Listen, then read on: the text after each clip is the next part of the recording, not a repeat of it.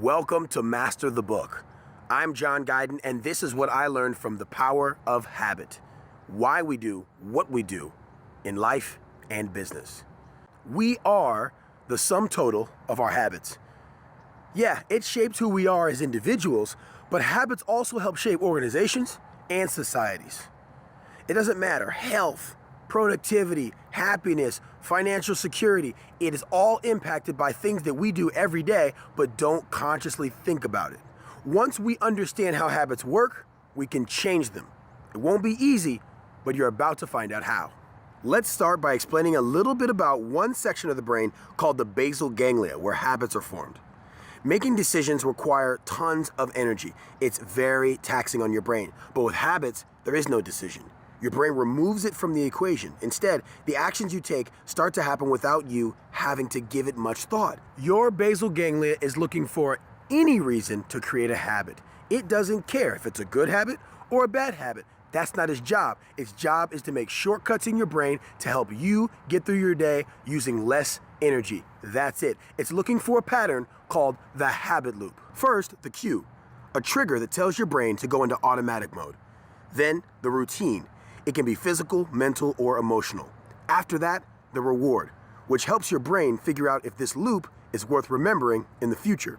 If it is, that's when the basal ganglia takes over. It becomes more and more automatic, and your brain makes less and less decisions about the actions you're taking. It starts to become just one of those things that you do. You just do instinctively.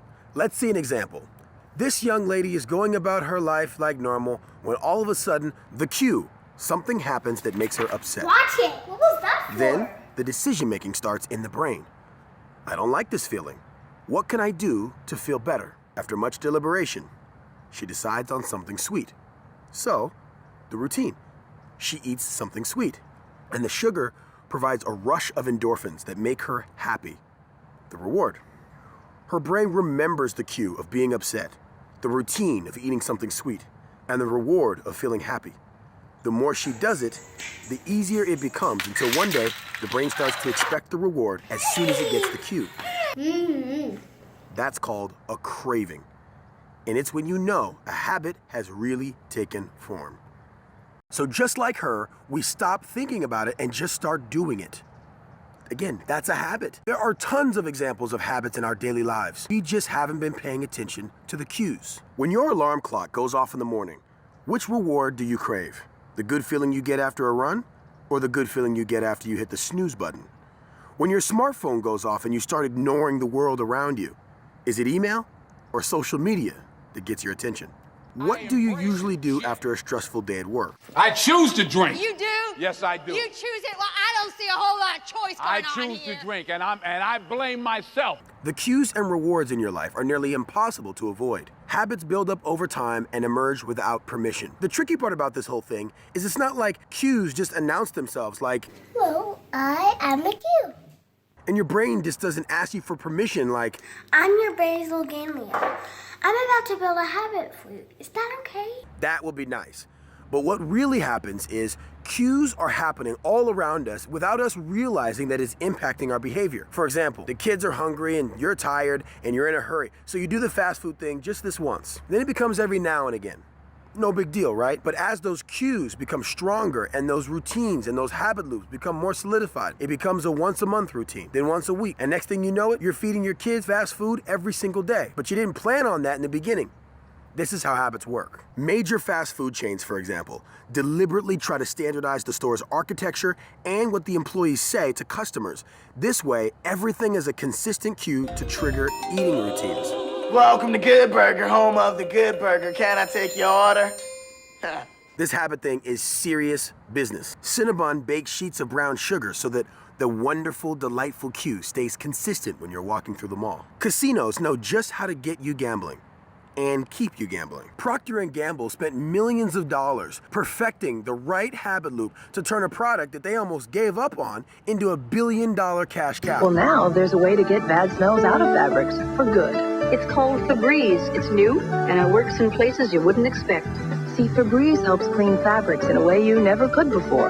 That means getting smells out, not just covering them up. Right. They originally thought Febreze would succeed by providing a solution to a problem. The habit loop looked like this.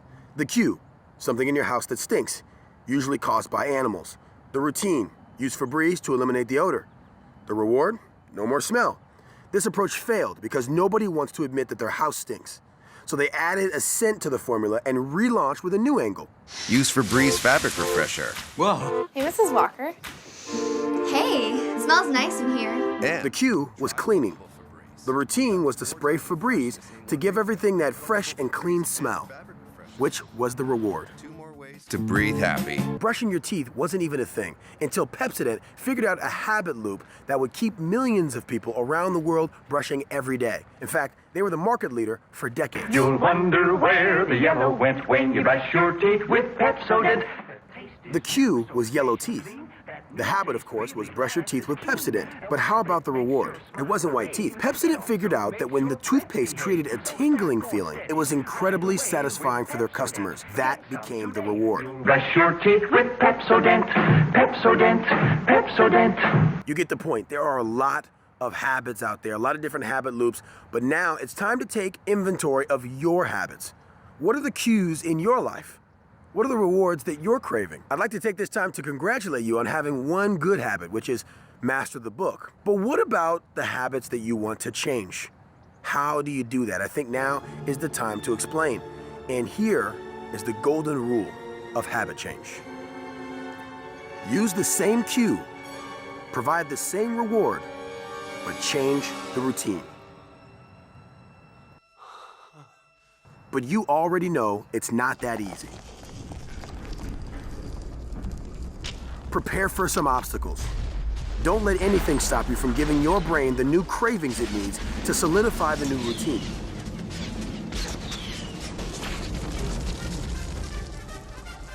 Give me the whip. Throw me the idol. No time to argue. Throw me the idol. I throw you the whip. Give me the whip. Adios, señor. Scientists studied the difference between people who successfully changed a habit and those who failed. The answer is belief. If you believe you can change the habit, your odds of actually doing it are much higher because you're more likely to stick with it, even when the odds aren't in your favor.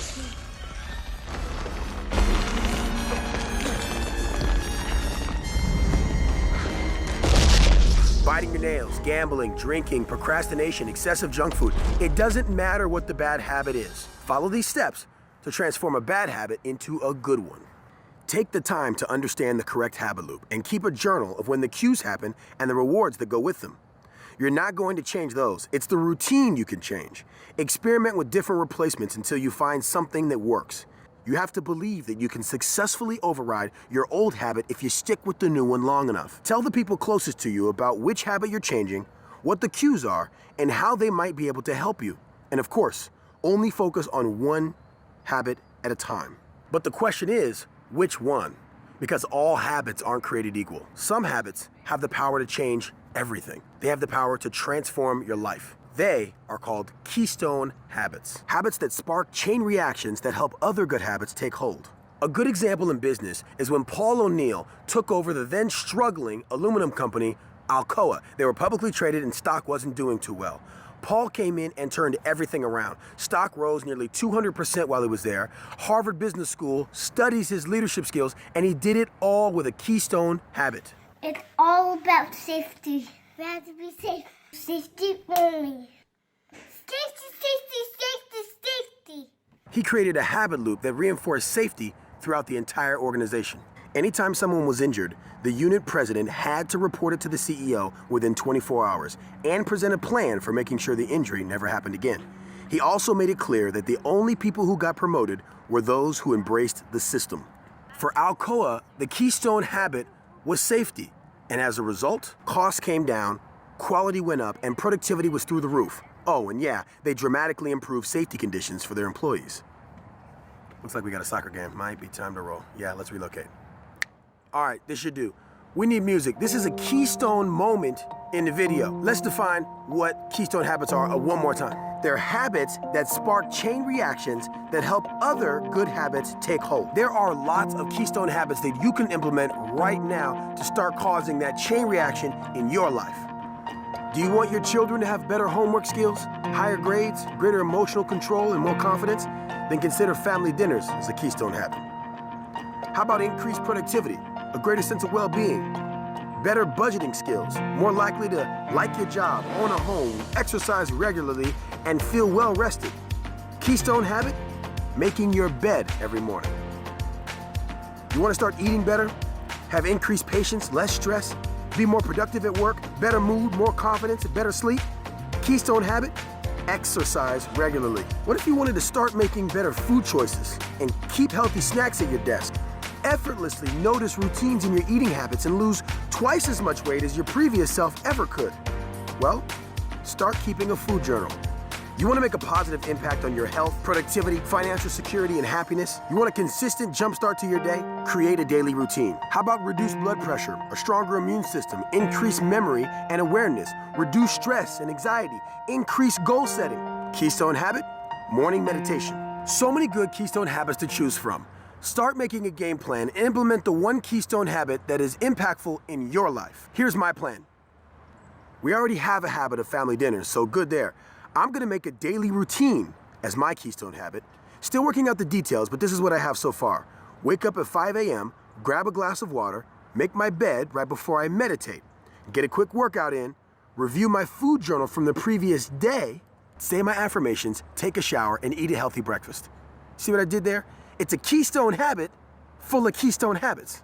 Now, I hope you're feeling as fantastic as I am about habits, but there's one more thing I want to talk to you about, and that's the single most important keystone habit to personal success: willpower. All right, you can beat this. It's all a matter of willpower. A test. Something small.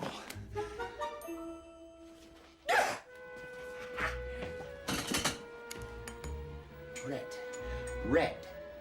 All right? Now focus. The color of this pen is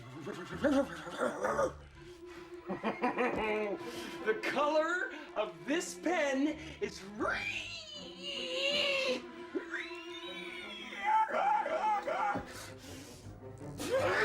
the color of the pen that I hold in my hand is royal blue. Stressful situations can zap your willpower. And once you're out of it, bad habits are like, I deserve this. Take Starbucks, for example. They hire lots of young people who don't necessarily have all the experience in the service industry as someone would like. However, they also have to deal with lots of stressful situations. Welcome to Coffee Place. I ordered a pumpkin spice latte. I'm so sorry. Give me what I ordered now. I'm so sorry. We'll be right on it. Hold on. If I'm late for work, I'm gonna tell my boss that you were too slow. So what Starbucks did is they transformed stressful situations into no big deal by using willpower habits. It starts with the cue, which in this case is the anticipated situation, like a customer yelling about getting the wrong drink. Then the routine. They think about the perfect way to respond and practice that canned response over and over until it's automatic. The reward is either a happy customer or praise from their coworkers. I did not order a pumpkin spice latte. I am so sorry. That is completely unacceptable. Let me swap that out for you, and you know what? The next one's on us. Willpower habits are the perfect way to take control of your energy and your feelings. If something is making you feel a certain way or putting you in a certain mood, think about the willpower habit you can implement to take back control of the situation. Then, get to work. Because like I said before, you are the sum total of your habits.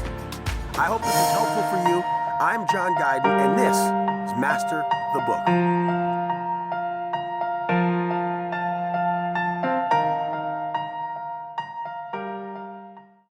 I make coffee with whipped cream and sprinkles.